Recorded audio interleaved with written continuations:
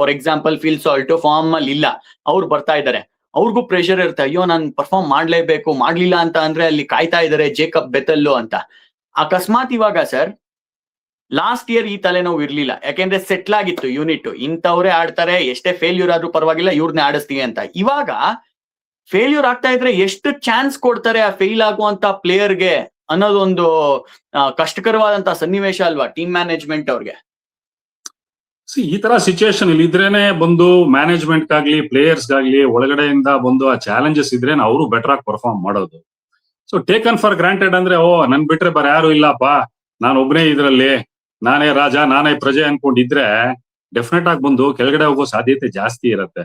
So ಹೇಳ್ದಂಗೆ 4 ಜನ foreigners ಈಗ ಬಂದು ಟಿಮ್ ಡೇವಿಡ್, ಸಾಲ್ಟ್ ಬಗ್ಗೆ ಮಾತಾಡ್ತಾ ಇದೀವಿ, ಬೆಥೆಲ್, ಇನ್ಫ್ಯಾಕ್ಟ್ ಜಾರ್ಡನ್ ಕಾಕ್ಸ್ ಅವರು ಇದಾರೆ, ಅವರು wicket keeper batter actually.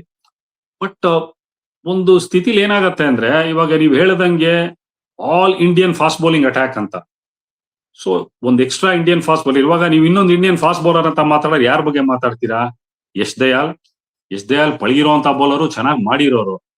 But gap ಇಟ್ಕೊಳ್ಳಿ, ಕಡೆ 1 ವರ್ಷದಲ್ಲಿ ಆಲ್ಮೋಸ್ಟ್ ಅವ್ರು ಲಾಸ್ಟ್ ಇಯರ್ IPL ಆದ್ಮೇಲೆ ಅವ್ರು ಬಂದು ಪ್ರಾಪರ್ ಪ್ರೊಫೆಷನಲ್ ಕ್ರಿಕೆಟ್ ಆಡೇ ಇಲ್ಲ.